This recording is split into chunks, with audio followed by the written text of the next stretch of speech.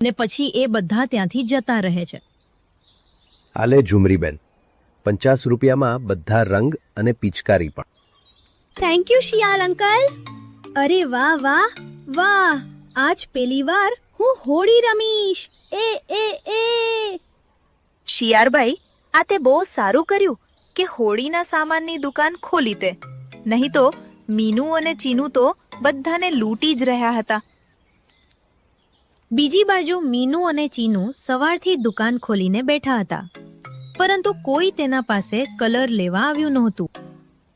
ચીનુ, કોઈ કસ્ટમર આપણા પાસે નથી આવી રહ્યું. શું થશે આપણું હવે? મીનુ, તું ટેન્શન ના લે. મારી પાસે એક પ્લાન છે. તું રાત થવા દે.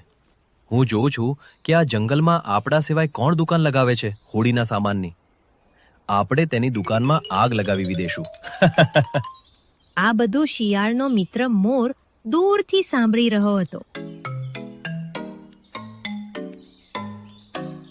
તેને જલ્દીથી આ બધું શિયાળને જઈને કહ્યું, અને શિયાળે આ બધું મહારાજ સિંહને કહ્યું.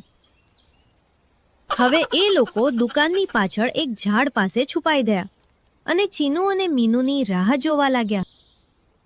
જેવા ચીનુ અને મીનુ દુકાન પાસે આગ લગાવવા આવ્યા કે તરત જ મહારાજ સિંહ સાથે શિયાળ અને મોર તેમની સામે આવી ગયા અને તેમને પકડી લીધા.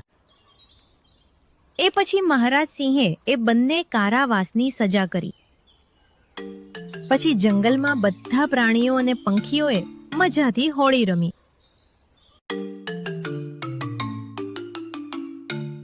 તો બાળમિત્રો, આ વાર્તા પરથી આપણે શીખ્યા કે ક્યારેય લાલચ ના કરવી જોઈએ. વધુ પડતી લાલચ બીજાને તો નુકસાન પહોંચાડી શકે છે, પણ બીજાની સાથે સાથે તે આપણને પોતાને પણ નુકસાન પહોંચાડી શકે છે. તેથી હંમેશા ઈમાનદાર અને પ્રામાણિક રહેવું જોઈએ. બાળમિત્રો,